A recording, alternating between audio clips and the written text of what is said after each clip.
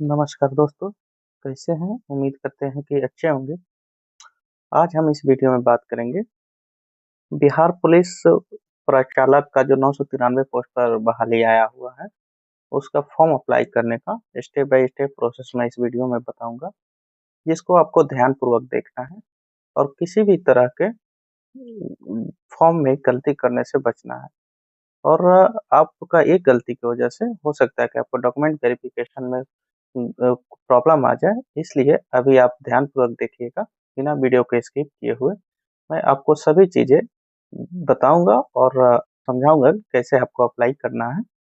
उससे पहले चलिए मैं आपको ले चलता हूँ अपने कंप्यूटर स्क्रीन पे और दिखाता हूँ कि कैसे-कैसे आगे करना है। सबसे पहले आपको किसी भी ब्राउज़र को ओपन कर लेना है, जैसे कि मैं यहाँ क्रोम ब्राउज़र यहाँ अभी यूज़ कर रहा हूँ और उसके सर्च बार में आपको टाइप करना है CSBC। यहाँ आपको दिखाई दे रहा होगा CSBC bihargovin इसका ऑफिशियल वेबसाइट है, इस पे आप क्लिक करेंगे। जैसे आप क्लिक करिएगा यहाँ पे, मैं इसका लिंक अपने डिस्क्रिप्शन बॉक्स में दे दूंगा, वहां से आप क्लिक करके चाहे तो डायरेक्ट यहाँ आ सकते हैं। और यहाँ आने के बाद यहाँ से आपको इम्पोर्टेंट नोटिस दिखाई दे रहा होगा, जिसमें apply online for the post of constable operator in Bihar police, यहाँ दिखाई दे रहा होगा, जिसको ही आप अप्लाई करना। कांस्टेबल ऑपरेटर का ही है, जो इसको हिंदी में प्रचालक बोला जाता है। इसी पे आपको यहाँ क्लिक करेंगे और क्लिक करने के बाद आपको सामने एक पॉपअप शो होगा, जिसमें लिखा रहेगा please note that you are now leaving the website at external website will be now open in new browser. यहाँ से आप ओके कर देंगे। ओके करने के बाद से यहाँ आपको दिखाई दे रहा होगा स्टेप 1 रजिस्ट्रेशन है, स्टेप 2 फिल फॉर्म है, स्टेप 3 व्यू एप्लीकेशन स्टेटस है। उससे पहले मैं आपको यहाँ से कुछ नोटिफिकेशन दिखा देता हूँ कि इसका क्या नोटिफिकेशन आया है। इसको आप देख लीजिएगा कि कौन-कौन सा इसमें एलिजिबल है। उसके लिए मैं बात, इसका फॉर्म अप्लाई करने का जो डेट है 1/3/2026 से प्रारंभ हुआ है और लास्ट डेट इसका 31/3/2026 तक है। और इसमें टोटल पोस्ट का बात करेंगे, टोटल पोस्ट 993 है और इसमें शैक्षिक अर्हता का बात कर लेंगे कि इसमें क्या चाहिए। यानी कि इस सिपाही प्रचालक पद के लिए शैक्षिक अर्हता इंटरमीडिएट रखा गया है, जो साइंस यानी कि विज्ञान में 10+2 अथवा समकक्ष में भौतिकी, रसायन और गणित विषयों के न्यूनतम 50% अंक के साथ उत्तीर्ण होना चाहिए। अनुसूचित जाति, अनुसूचित जनजाति, आरक्षण कोटि अभ्यर्थियों के लिए न्यूनतम 45% अंक चाहिए। तो यहाँ ध्यान दीजिएगा कि इंटर पास सभी छात्रों और छात्राओं के लिए नहीं है, ये केवल जो भी स्टूडेंट साइंस, जो बायोलॉजी नहीं PCM से किए हुए हैं, वही इस फॉर्म को अप्लाई कर सकते हैं। तो चलिए, यहाँ आप नोटिफिकेशन देख के आप समझ गए होंगे इसमें क्या एलिजिबिलिटी मांगा गया है। तो और उसके बाद से आप को मैं दिखाता हूँ कि रजिस्ट्रेशन का प्रोसेस क्या है। चलिए, सबसे पहले मैं यहाँ स्टेप 1 रजिस्ट्रेशन पे क्लिक कर दूंगा और यहाँ क्लिक करने के बाद आपको दिखाई दे रहा होगा पंजीकरण और भुगतान करने के लिए दिशा निर्देश। तो यहाँ आप चाहे तो इसको सभी ध्यानपूर्वक पढ़ लीजिएगा और आपको इससे और बेहतर समझ में आएगा कि आपके क्या-क्या एलिजिबिलिटी होनी चाहिए। यहाँ भी आपको नोट में दिखाई दे रहा होगा आवेदन पत्र भरने की अंतिम तिथि 31 तक है या इससे पूर्व आप अगर 10+2 विज्ञान अथवा संपर्क में भौतिकी, रसायन और गणित के विषयों में न्यूनतम 50% अंक के साथ तथा अनुसूचित जाति, अनुसूचित जनजाति, आरक्षण कोटि के अभ्यर्थियों को न्यूनतम 45% अंक के साथ परीक्षा उत्तीर्ण होना अनिवार्य है। यानी कि लास्ट डेट से पहले अगर आप का रिजल्ट आ जाता है तो आप इसमें डाल सकते हैं 31/3/2026 से पहले आप उत्तीर्ण होना चाहिए। चलिए, सभी चीजें देख लेने के बाद से यहाँ चेक बॉक्स पे टिक कर देंगे और यहाँ proceed to registration and payment पे क्लिक करेंगे। जैसे यहाँ क्लिक करिएगा, एप्लीकेंट डिटेल डालने का एक फॉर्म खुल जाएगा, जिसमें आपको यहाँ पोस्ट जो है ऑलरेडी सिलेक्ट रहेगा कांस्टेबल ऑपरेटर, और उसके बाद यहाँ से फर्स्ट नेम डालना है, फिर मिडिल नेम अगर आपका है तो डालिए, नहीं तो फिर सरनेम डालेंगे। यहाँ नेशनलिटी बताना है, यहाँ मोबाइल नंबर डालेंगे, फिर यहाँ ईमेल आईडी डालेंगे उसके बाद यहाँ पूछा जा रहा है 6 नंबर में, are you domicile of Bihar state. तो अगर आप बिहार से हैं तो यस करेंगे, अगर आप अदर स्टेट से हैं तो फिर नो करेंगे। और उस नो करने की स्थिति में आप जनरल की कैटेगरी में काउंट होइएगा, ना कि आपको आरक्षण का कोई लाभ नहीं मिलेगा। और उसके बाद से यहाँ जेंडर बताना है अपना, और उसके बाद से यहाँ से कैटेगरी बताना है, और फिर यहाँ डेट ऑफ बर्थ सेलेक्ट करना है। चलिए मैं सभी चीजें फिल करके फिर आपको दिखाता हूँ कि आगे का स्टेप क्या है। ये मैं यहाँ सभी चीजें फिल कर दिया हूँ, और सभी चीजें को आप ध्यानपूर्वक देख लीजिएगा, कोई इसमें मिस्टेक तो नहीं है। अगर सभी चीजें सही है तो यहाँ आपको एक दिखाई दे रहा होगा राइट साइड में प्रोसीड का, इस पे आप क्लिक करेंगे। और जैसे ही क्लिक करिएगा आपके सामने इसका प्रीव्यू खुल जाएगा, जिसमें आपके द्वारा दिया गया सभी जानकारी दिखाई दे रहा होगा। इसको आप यहाँ भी देख लीजिएगा कि आप सभी चीजें सही डाले हुए हैं।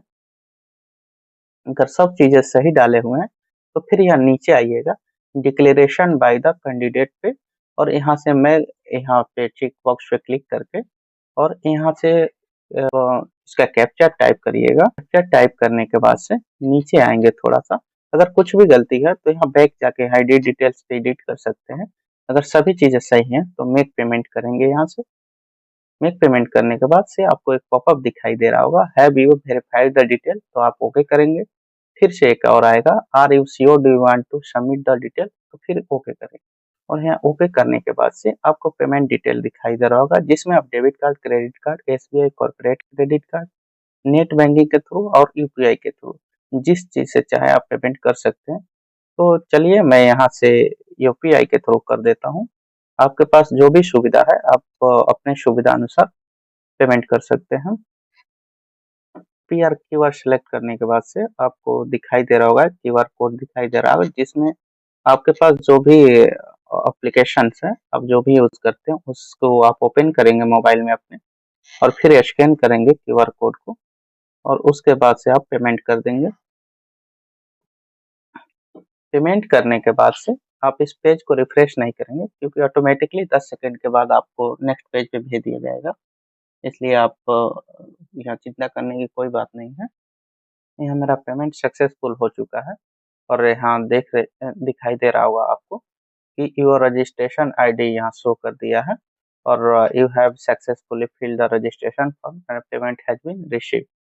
और यहाँ आने के बाद से आप यहाँ प्रोसीड टू एप्लीकेशन फॉर्म पे क्लिक करेंगे, और उसके बाद से इस पे क्लिक करने के बाद फिर दिखाता हूँ कि आपको आगे क्या फिल करना है। प्रोसीड टू एप्लीकेशन फॉर्म पे जैसे ही क्लिक करिएगा आपके सामने एक पॉपअप शो हो रहा होगा, are you ready with educational detail and address detail, तो यहाँ से आप ओके कर देंगे।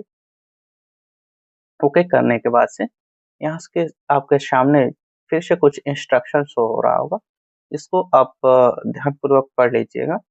जो भी आप पढ़िएगा, आपको अगर किसी भी चीज़ का डाउट हो रहा है तो आप हमारे कमेंट बॉक्स में भी पूछ सकते हैं, वहाँ से भी आपको सभी चीज़ें मैं कोशिश करूँगा कि समझा पाऊँ।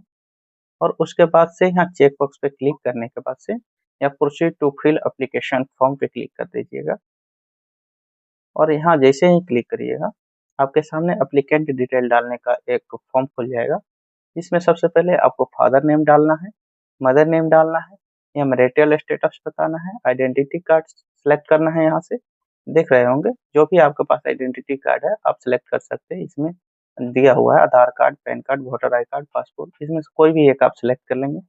उसके सेलेक्ट करने के बाद उसका यहाँ नंबर फिल करेंगे, फिर यहाँ आप अपने बॉडी का कोई भी कट मार के यहाँ बताएंगे। उसके बाद से यहाँ पे आप मैट्रिक का जो भी आपका बोर्ड है वो डालेंगे, फिर यहाँ पासिंग सर्टिफिकेट नंबर या मार्कशीट नंबर जो भी है डालेंगे, फिर सर्टिफिकेट इशू डेट या मार्कशीट इशू डेट यहाँ डालेंगे, और उसके बाद से नीचे आएंगे, यहाँ जो है इंटर का आप डालिएगा, जो भी आपका बोर्ड है वो डालिएगा, फिर यहाँ से आप उसका मार्कशीट नंबर डालिएगा, ठीक है, सर्टिफिकेट इशू डेट डालिएगा, और उसके बाद यहाँ पीसीएम आपको दिखाई दे रहा होगा, विदाउट पीसीएम वाला, इसीलिए मैं आपको शुरू में ही बता दिया हूँ कि विदाउट पीसीएम इसमें अप्लाई नहीं कर सकते, इसलिए जिसका पीसीएम है यानी फिजिक्स केमिस्ट्री मैथ है वही अप्लाई करेंगे। तो यहाँ से आपको दिखाई दे रहा होगा कि इसमें आपका फिजिक्स का कितना नंबर आया है ये बताना है, फिर टोटल मार्क कितना था ये बताना है, फिर केमिस्ट्री में कितना है ये बताना है, टोटल कितना था ये बताना है, फिर जो है मैथ में कितना है ये बताना है, और टोटल मार्क कितना का मतलब एग्जाम होता है ये बताना है, और उसके बाद ऑल सब्जेक्ट टू टोटल, यानी कि टोटल सब्जेक्ट में कितना नंबर आया है ये बताना है, और टोटल मार्क कितना हुआ, और उसके बाद से यहाँ परसेंटेज बताना है। और इसके बाद नीचे आएंगे तो एड्रेस का सेक्शन है कि यहाँ दिखाई दे रहा होगा आपको। एड्रेस डिटेल में आपको सबसे पहले यहाँ हाउस नंबर, फ्लैट या प्लॉट नंबर पूछ रहा होगा, जो कि मैन्युअली देखा जाए तो गांव में ये सभी चीजें नहीं होती है, इसलिए शहर के लोगों के लिए ये है। इसमें शहर के अगर आप हैं तो आप डाल सकते हैं, अगर आपके पास ये चीजें नहीं है तो यहाँ से आप वार्ड नंबर इसमें फिल कर दीजिएगा।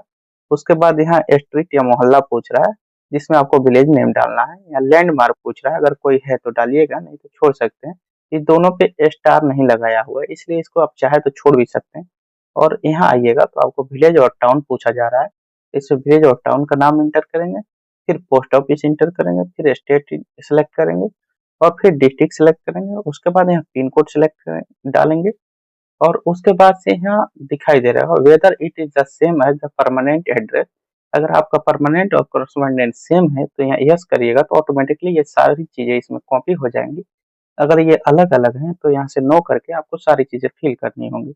और उसके बाद यहाँ क्रिमिनल केस का जो डिक्लेरेशन है, आप इसको ध्यानपूर्वक पढ़ लीजिएगा। अगर आप पे कोई केस मुकदमा चल रहा है तो आपको यहाँ से ध्यानपूर्वक देख के आपको उसको यस करना है, नहीं तो आपको आगे के प्रोसेस में प्रॉब्लम का सामना करना पड़ सकता है, इसलिए इसको आप ध्यानपूर्वक देखिएगा। और यहाँ से सभी चीजें करने के बाद आप यहाँ से आ जाइएगा अपलोड फोटो एंड सिग्नेचर के सेक्शन में।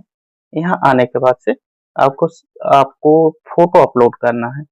फोटो का जो है कलर फोटो होना चाहिए, जिसका साइज 3.35 cm से 4.5 cm होना चाहिए। 2 मंथ से पुराना, 2 मंथ से ज्यादा पुराना नहीं होना चाहिए, और इसका 500 केबी से कम का होना चाहिए। ठीक है, और नीचे आइएगा, फिर आपको सिग्नेचर अपलोड करना है, इंग्लिश और हिंदी दोनों का। और सिग्नेचर में जो है फाइल टाइप जेपीजी होना चाहिए, और 100 केबी से कम होना चाहिए। ठीक है, और यहाँ एक और ध्यान देने योग्य बात है, सिग्नेचर यहाँ बोला जा रहा है white paper using black ink pen से करना है। ठीक है, व्हाइट पेपर पे यानी कि ब्लैक पेन से करना है। चलिए मैं सभी चीजें फिल करके फिर आपको दिखाता हूँ कि आगे क्या करना है इसमें। यह सभी सब्जेक्ट का जैसे ही नंबर डालिएगा आपको यहाँ टोटल ऑटोमेटिकली ऐड करके दिखाई दे रहा होगा, और टोटल मार्क्स यहाँ कितना हुआ और उसका। नमस्कार दोस्तों, कैसे हैं? उम्मीद करते हैं कि अच्छे होंगे। आज हम इस वीडियो में बात करेंगे बिहार पुलिस प्रचालक का जो 993 पोस्ट पर बहाली आया हुआ है, उसका फॉर्म अप्लाई करने का स्टेप बाय स्टेप प्रोसेस मैं इस वीडियो में बताऊंगा। क्रिमिनल केस का डिक्लेरेशन जो है इसमें आप देख लीजिएगा। अगर आप पे कुछ भी नहीं है तो कोई भी केस नहीं चल रहा है तो यहाँ से सभी चीजें को नो नो कर देना। सभी चीजें नो नो करने के बाद से यहाँ आपको फोटो अपलोड करना है, जिसमें यहाँ चूज फाइल दिखाई दे रहा होगा, यहाँ पे क्लिक करेंगे, और फिर जहाँ भी आप फोटो अपना सेव करके रखे हैं वो फाइल खुल जाएगा, और वहां से आप अपना फोटो को सिलेक्ट करके यहाँ से अपलोड कर देंगे, और फिर यहाँ से चूज फाइल करके यहाँ से इंग्लिश सिग्नेचर चूज करेंगे।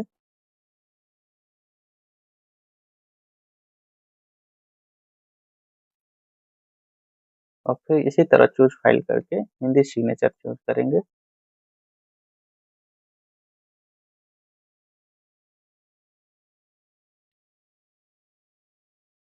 और सभी चीजें चूज करने के बाद से यहाँ सभी चीजें जैसे ही फिल कर लीजिएगा, आपको यहाँ नीचे दिखाई दे रहा होगा राइट साइड में प्रोसीड का बटन, इस पे आपको क्लिक करना है। जैसे ही क्लिक करिएगा आपके सामने प्रीव्यू पेज खुल जाएगा, इसमें आपके द्वारा दिया गया सभी जानकारी शो हो रहा होगा। आप इसको ध्यान पूर्वक एक बार मिला लीजिए, और सभी चीजें सही होने के बाद यहाँ से आपको डिक्लेरेशन बाय द कैंडिडेट पे यहाँ से टिक मार्क कर देना है। और उसके बाद यहाँ कैप्चर फिल करिएगा। और कैप्चर फिल करने के बाद से यहाँ से अगर आप कुछ भी गलती लग रहा है तो यहाँ से एडिट डिटेल पे जाके एडिट कर सकते हैं। अगर सभी चीज़ें सही है तो यहाँ से सबमिट एप्लीकेशन पे क्लिक कर देना है। और सबमिट एप्लीकेशन पे जैसे ही टिक करिएगा, यहाँ से आपको दिखाई दे रहा होगा एक popup, have you verified the detail, तो आप ओके कर देंगे। और फिर यहाँ पूछा जाएगा are you sure do you want to submit the application form, तो यहाँ से आप ओके कर देंगे। और इस तरह से आपका अप्लाई प्रोसेस पूर्ण हो जाएगा। और उसके बाद से आपको सबसे पहले इसका प्रिंट एक्नॉलेजमेंट पे क्लिक करके आप यहाँ से प्रिंट ले लेंगे इसका, क्योंकि भविष्य के संदर्भ के लिए आपके पास ये होना चाहिए। तो जाके आपको आगे के वेरिफिकेशन प्रोसेस में फिर किसी तरह का आपको प्रॉब्लम नहीं होगा, इसलिए अच्छा होगा कि आप इसका प्रिंट ले लें।